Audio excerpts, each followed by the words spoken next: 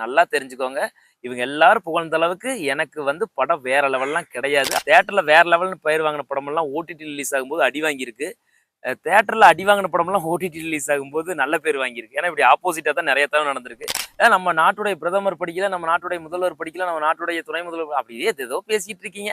அப்படிலாம் நெறைய பொது புத்தியில விதைச்சு இந்த மாணவர்கள் மத்தியில நீ படிக்கலினாலும் பெரிய ஆள் ஆகலாங்கிற மாரியான ஒண்ண விதைச்சுக்கிட்டு இருக்காங்க. காலையில கல்யாணத்த வச்சுட்டு நைட் எவனும் போய் பார்க்கவே மாட்டான். அதெல்லாம் சினிமா லிபர்ட்டின்னு சொல்லுவாங்க. எடுத்துக்கிட்டு போங்க. அது ஒண்ணும் தப்பில்ல. போய் பார்க்கட்டும். இவ்வளவு நாள் கண்டிச்ச அந்த பிரின்சிபலே அவரோட பொண்ண குடுக்குறாரு அப்படிங்கிறதெல்லாம் அப்படியே ஒரு எப்படி சொல்றது? ஒரு லைவா போய்க்கிட்டு இருந்த படம், நம்ம சினிமா தான் பார்க்குறோம்னு காட்டிருச்சு. இங்கிருந்து ஒரு புது கதை ஆரம்பிச்சு ஒரு 1/4 மணி நேரம் போகுது. அந்த 1/4 மணி நேரம் நல்லா இருக்கு. எனக்கு புடிச்சிருக்கு.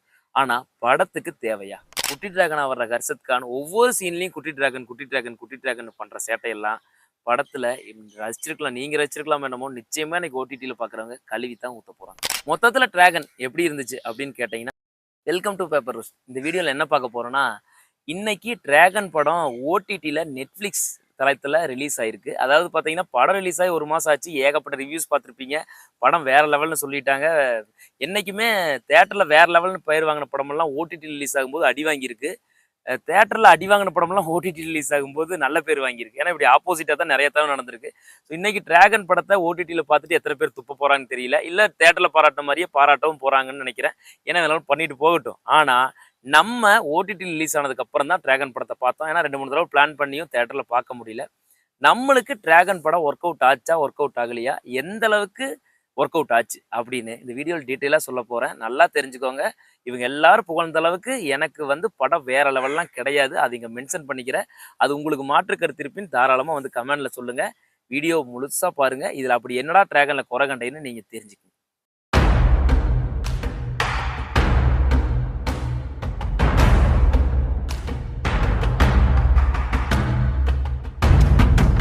ஃபர்ஸ்ட்டு வந்து எல்லாருமே புகழ்ந்து தள்ளுனாங்க டிராகன் ரிலீஸ் ஆனோனே வேற லெவல், வேற லெவல்னு.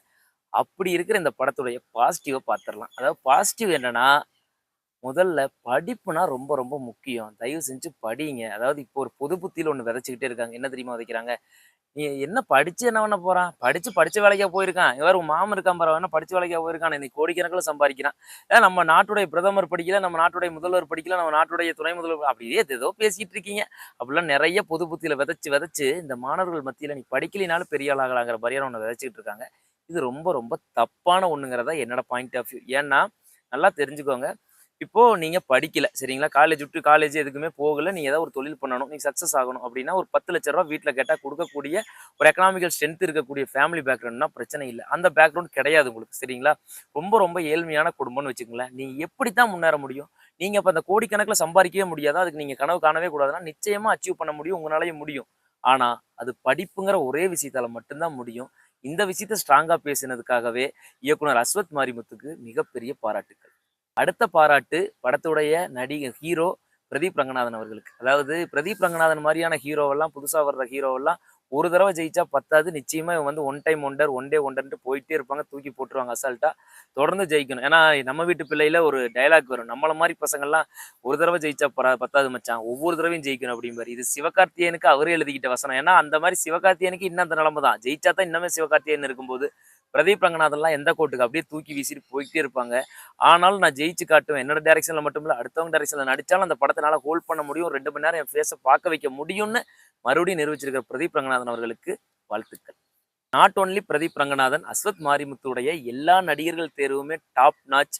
அதுவும் அந்த பிரின்சிபல் கேரக்டர்ல மிஸ்கின், அப்புறம் அந்த மேனேஜர் சம்திங் ஏதோ ஒரு கேரக்டர்ல வேலை செய்ற இடத்துல இருக்கிற ஜிவிஎம், அப்புறம் கே.எஸ். ரவிக்குமாரா இருக்கட்டும், ஹீரோயின் அனுபமா பரமேஸ்வரன், கைது லோகரா இருக்கட்டும். ஏன்னா கைது லோகருக்கு பெரிய ஸ்கோப் இல்லனாலும் அழகா இருக்காங்க. அனுபமா பரமேஸ்வரன் அழகாவும் இருக்காங்க. நல்லா பெர்ஃபார்மும் பண்ணியிருக்காங்க.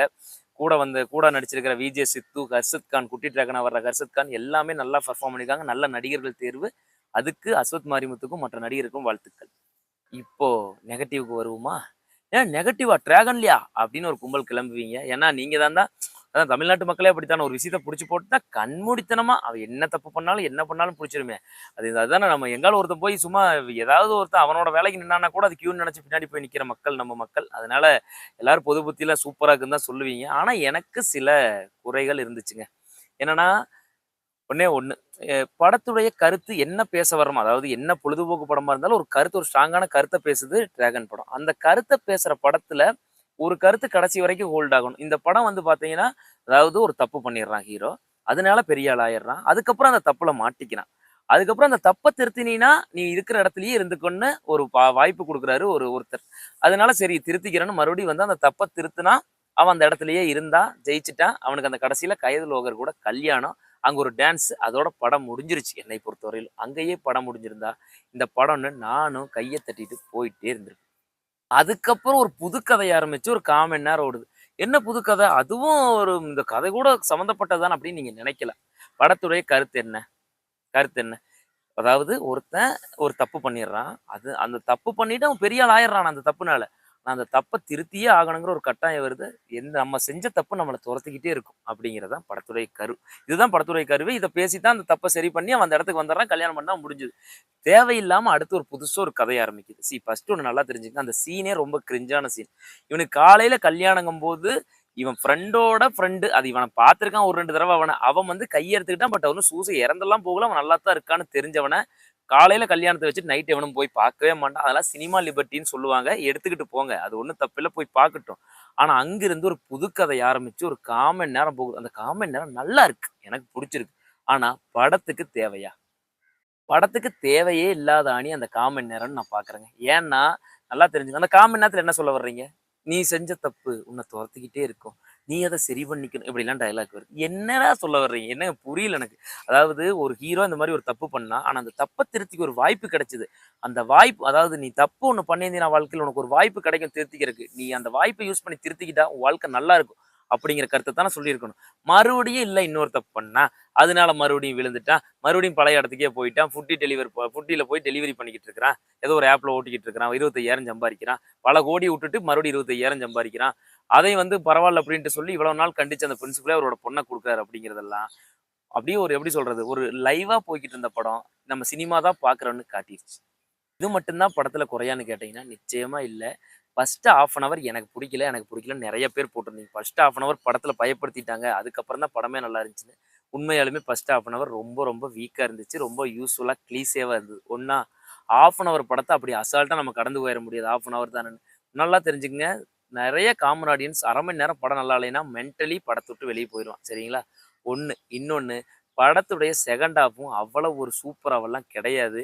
அந்த குட்டி டிராகனா வர்ற ஹர்ஷத் கான் ஒவ்வொரு சீன்லயும் குட்டி டிராகன், குட்டி டிராகன், குட்டி டிராகன் பண்ற சேட்டையெல்லாம் படத்துல ரசிச்சிருக்கலாம். நீங்க ரசிச்சிருக்கலாமோ என்னமோ, நிச்சயமா இன்னைக்கு ஓடிடில பார்க்குறவங்க கழுவி தான் ஊத்த போறாங்க.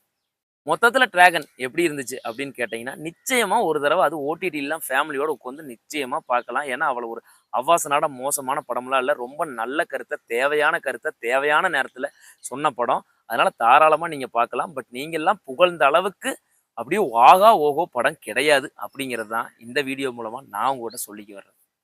இந்த வீடியோ புடிச்சிருந்ததுனா லைக் பண்ணுங்க, ஷேர் பண்ணுங்க. நிச்சயமா வந்து என்னைய கமெண்ட்ல கழுவி ஊத்த போறீங்க. பரவால்ல. உங்களுடைய கருத்த தாராளமா சொல்லலாம். அதுக்கு உங்களுக்கு உரிமை உண்டு. ஸோ தாராளமா வந்து கமெண்ட்ல கழுவி ஊத்துங்க.